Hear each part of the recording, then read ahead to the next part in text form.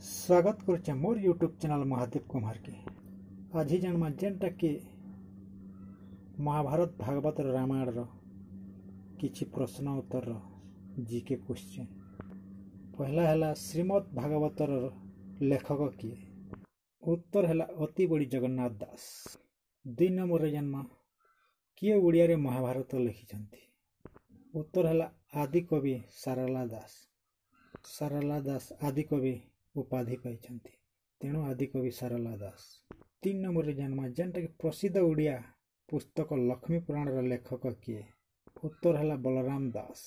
4 number रे जन्म जेनटा कि गीत गोविंद रचयिता किए? उत्तर है जयदेव। 5 नंबर रे जन्म जेनटा कि मालिकार लेखक किए? उत्तर है अच्युतानंद दास। 6 नंबर रे जन्म जेनटा कि विचित्र रामायण लेखक किए? उत्तर है विश्वनाथ खुंटिया। 7 नंबर रे जन्म जेनटा कि दांडी रामायण रचयिता किए? उत्तर है बलराम दास। 8 नंबर जन्म जेनटा कि बंदे उत्कल जननी लेखक किए? उत्तर है लक्ष्मीकांत महापात्र।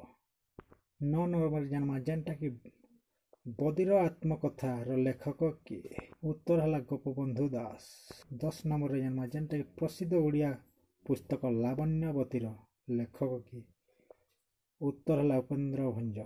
एंता जदि महाभारत भागवत रामायण तेरला हिस्ट्री पॉलिटिकल जियोग्राफी जिते भी जीके क्वेश्चन अच्छे जदि जानबार के चाहते बोले ये चैनल के लाइक शेयर सब्सक्राइब टे करी था।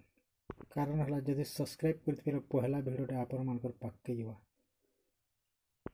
तेणुक भिडियोटा भल लगी मोर आशा और विश्वास।